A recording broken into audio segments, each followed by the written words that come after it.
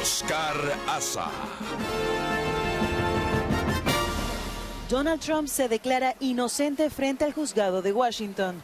El expresidente se apersonó a la sede del Tribunal Federal del Distrito de Columbia para la lectura de los 4 cargos que se le imputan, el que destaca el intento de revertir el resultado de las elecciones presidenciales de 2020. Trump, de 77 años, es acusado de conspiración para defraudar a Estados Unidos, conspiración para obstruir un procedimiento oficial, obstrucción e intento de obstruir un procedimiento oficial y conspiración contra derechos. Dependiendo si es declarado o no culpable, Trump enfrenta penas máximas de entre 5 a 20 años de cárcel.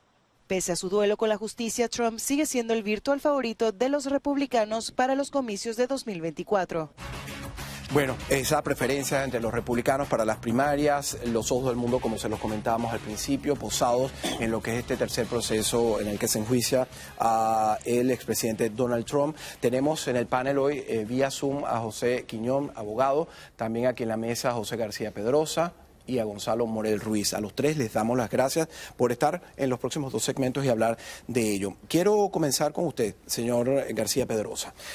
¿Realmente es un día triste? Como dijo el expresidente Donald Trump, ¿es triste no solo para él, para su equipo, para el país? Es triste para el país porque ver a dónde nos ha llevado un expresidente, una conducta tan baja, tan bochornosa, realmente es triste. Pero a la vez, yo creo que es un día glorioso. Yo creo que hay mucha gente en Cuba, en Venezuela, en Rusia, en China, en Irán, que están mirando a Estados Unidos con asombro y con orgullo. Qué gran país es Estados Unidos, en que los gobernantes, por muy ricos que sean, por muy poderosos que sean, no están por encima de la ley. Este es un país de leyes y este encauzamiento así lo evidencia. Hablando de leyes, el presidente, por lo menos parte de la defensa de lo que se ha conocido es que él se acoge a la enmienda número 1, que él tenía la posibilidad de decir que realmente piensa que había fraude o que había irregularidades. Pues algunos abogados lo critican por ello, pero para usted, Gonzalo, ¿es glorioso el día? Yo no creo que ni es glorioso ni triste. Creo que hay que interpretar esto desde 2 puntos de vista. Políticamente es un acoso para que no llegue a la nominación, para frustrar el proceso ese electoral dentro del Partido Republicano. Técnicamente, como abogado, si usa como defensa la primera enmienda, si usa como defensa que lo asesoraron sus abogados, creo que esto está enmarcado en el concepto de hay que ver intento criminal. Y ese intento criminal está basado totalmente en la creencia de ese individuo subjetiva. Es la creencia de Donald Trump. Lo puedes odiar, lo puedes adorar, no importa. Dentro de las cortes criminales... Pero están parados en la enmienda de la totalmente, pero el encauzamiento, acuérdate, son alegaciones. Y lo hemos hablado en el programa antes, que es sutil la diferencia entre un hecho y una alegación. Pero lo más importante es que en la corte criminal hay un estándar de evidencia, que tiene que ser más allá de una duda razonable. Y cuando es un tema de probar, o sea, el fiscal tiene que probar no solamente el intento criminal, pero la creencia del individuo subjetiva, y eso es sumamente difícil. Casi que no hay casos donde existe ese tipo de... Señor García Pedrosa, antes de pasar con José Quiñón, que nos va a explicar la parte técnica de lo que procede, lo veo haciendo señas, muecas, mientras está declarando. ¿Qué le desagrada de lo que él está describiendo como anoche abogado? Dio una entrevista el ex fiscal general de Donald Trump, William Barr, en que dijo que ese argumento de la primera enmienda no tiene ninguna base. Y es verdad. El encauzamiento en sí reza, como dice lo siguiente, párrafo número 3. El acusado tenía derecho a hablar públicamente sobre las elecciones e incluso a afirmar falsamente que había fraude y había ganado. También tenía el derecho de impugnar formalmente los resultados de las elecciones, lo cual hizo.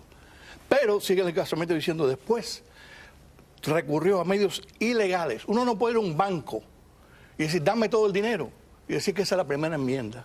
Eso no funciona. La primera enmienda no ampara todo tipo de declaración. Uno no puede acogerse a esa enmienda para hacer cosas ilegales. Y lo que se trata en este caso no es lo que dijo sobre las elecciones, sino lo que hizo para subvertir los resultados electorales y mantenerse en el poder. Y eso es lo que se demostrará de comenzar este juicio. Así que eso es lo que hace glorioso a este gran país, a los Estados Unidos. Quiero la lectura del abogado José Quiñón, que se incorpora también a este análisis. Adelante. Bueno, yo estoy de acuerdo que es un día triste y es un día glorioso. Es triste porque en realidad esto es algo que está haciendo que este país pase por una etapa bien difícil donde nunca hemos visto en la historia del país.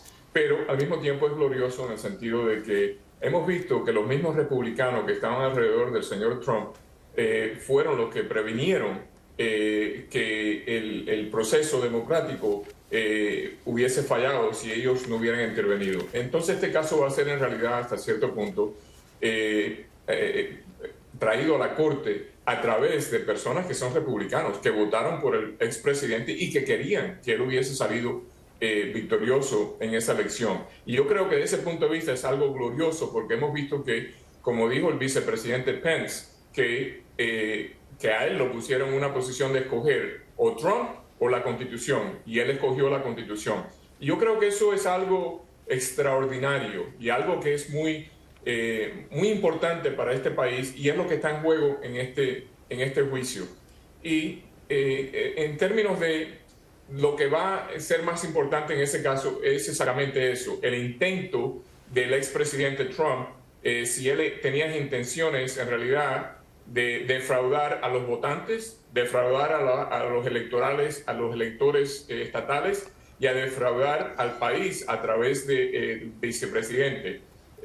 Y esto se puede probar porque hay personas que van a testificar, según dice el indictment y según tengo entendido, de que el expresidente sabía que perdió las elecciones. Número uno es porque él ordenó, no uno, 2 estudios para ver si había habido fraude que pagó la campaña de él. Y las dos compañías independientemente llegaron a la conclusión que no había fraude para eso. También hemos visto que van a haber personas muy cerca de él que le dijeron que había perdido las elecciones. Y es forma de probar intento en una corte y hay muchas formas de hacerlo.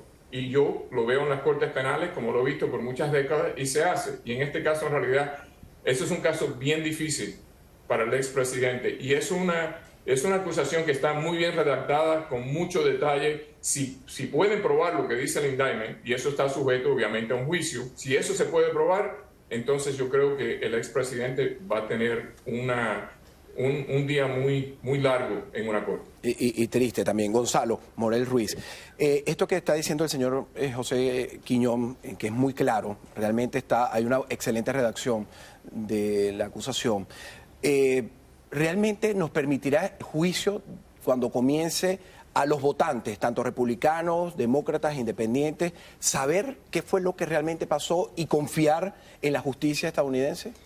Yo creo que definitivamente se puede confiar en la justicia de los Estados Unidos. Discrepo con todo el respeto. Dentro de la Corte Criminal es muy difícil probar la creencia de un individuo.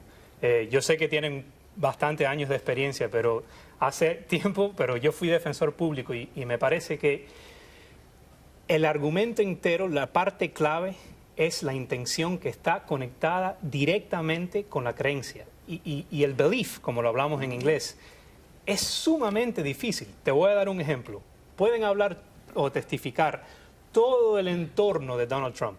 Él puede tomar la quinta enmienda, no lo pueden cross-examinar, o sea, examinar dentro de la corte.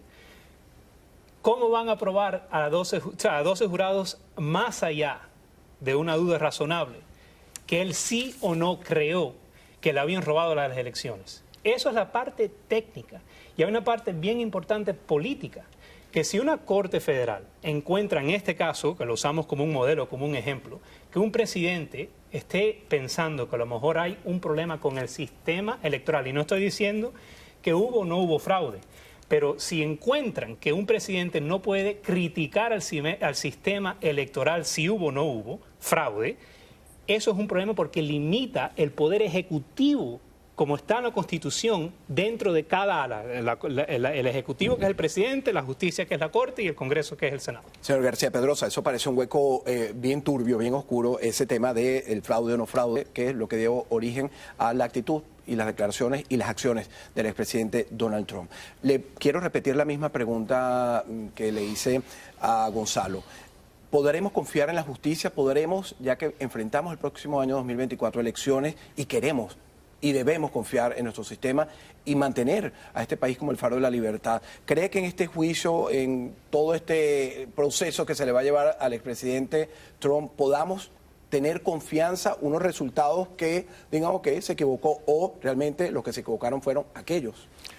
Mi padre fue abogado en Cuba 44 años y me enseñó que lo que distingue a este país de casi todos los países del mundo es precisamente el respeto a la ley y la prevalencia de la ley.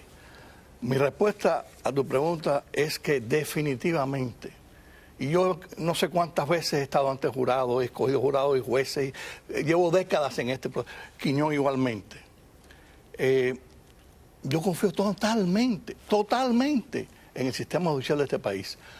Lo que yo quisiera es, primeramente, que el público leyera el encauzamiento, porque es devastador en su detalle, y como dijo Quiñón anteriormente, los testigos son todos de Trump. Yo no sé cómo van a defender este caso. Y segundo, yo quisiera que hubiera un juicio televisado para que el público pueda ver y oír las pruebas. Hablaremos de esto con José Quiñón a la vuelta de este corte comercial, porque además le voy a preguntar por el jurado, la conformación y cómo va a ser esta parte que es tan interesante de conocer y él lo maneja muy bien. Hacemos una pausa, amigos, y al volver continuamos con nuestros destacados panelistas, así que no se aparten, seguimos con más en breve.